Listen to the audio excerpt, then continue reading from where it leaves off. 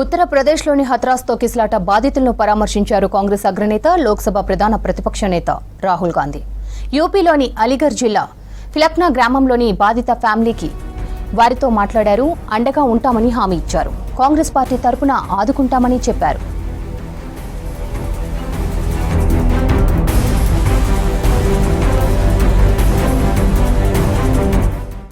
ప్రమాదం ఎలా జరిగిందని అడిగి తెలుసుకున్నారు రాహుల్. జూలై 2న హత్రాస్ జిల్లాలో బోలేబాబా సత్సాంగ్ జల్లో జరిగిన తొక్కిసలాట్లో 121 మంది మరణించారు. వందల మంది గాయపడి హాస్పిటల్స్ లో చికిత్స పొందుతున్నారు. ఇప్పటివరకు ఈ కేసులో 6గురిని అరెస్టు చేశారు పోలీసులు. బోలేబాబా పరారీలో ఉన్నాడని తెలిపారు యూపీ పోలీసులు. समझा रहे थे कि हम पार्टी के माध्यम से मदद करेंगे। अच्छा, मदद का भरोसा दिया है? हाँ, बोल रहे थे कि मदद करेंगे। क्या मदद करने का भरोसा दिया राहुल गांधी ने? अभी ये कुछ नहीं कहा, बोले पूरी मदद करेंगे आप। अच्छा, अच्छे से यही समझा। जांच की मांग के बारे में बोला कि जांच करवाएंगे पूरे मामले की? पूछताछ कर रहे थे कैसे क्या हुआ। जब समापन हुआ तो वहाँ प्रशासन नहीं था ज्यादा। अच्छा, और फिर मेडिकल में भी ले गए तो वहाँ लापरवाही बहुत थी। वहाँ भी कोई सुविधा नहीं थी। हो सकता है मेरी भाभी कुछ याद थी। अच्छा, मेडिकल में भी लापरवाही हुई? कुछ भी नहीं था, बहुत लापरवाही है। तो राहुल जी ने जब बातचीत के दौरान क्या कहा?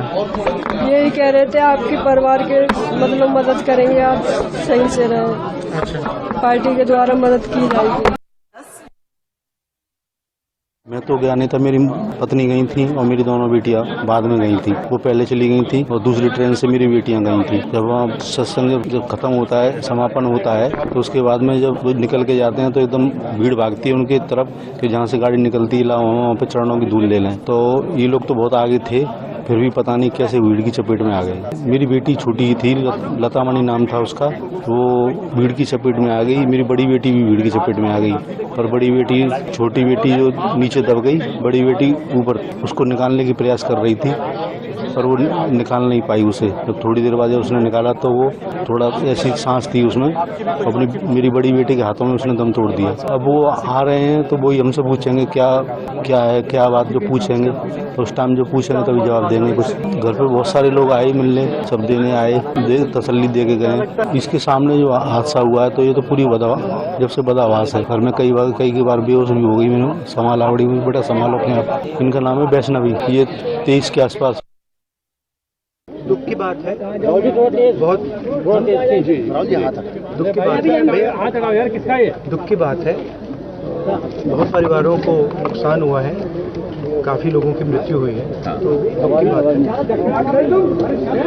मैं इसको राजनीतिक प्रिज्म से नहीं कहना चाहता हूँ, मगर प्रशासन की कमी तो है जी, और गलतियाँ तो हुई हैं, थोड़ा साइड करिए। तो ये पता लगाना चाहिए, और शायद सबसे ज़रूरी बात कि कॉम्पनसेशन सही मिलना चाहिए जी, क्योंकि ये गरीब परिवार है जी, और मुश्किल का समय है इनके लिए, तो कॉम्पनसेशन ज़्यादा से ज़्यादा।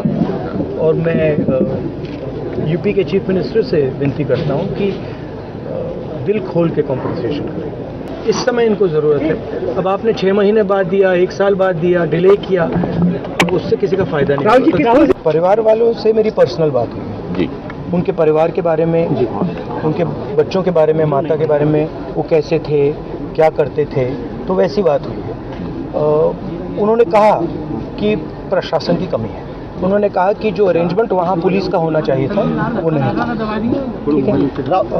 बट बहुत दुख में है, शॉक में है। तो ऐसी सिचुएशन में मैं मतलब उनकी जो स्थिति है, उनकी सिचुएशन है, उसको समझने की कोशिश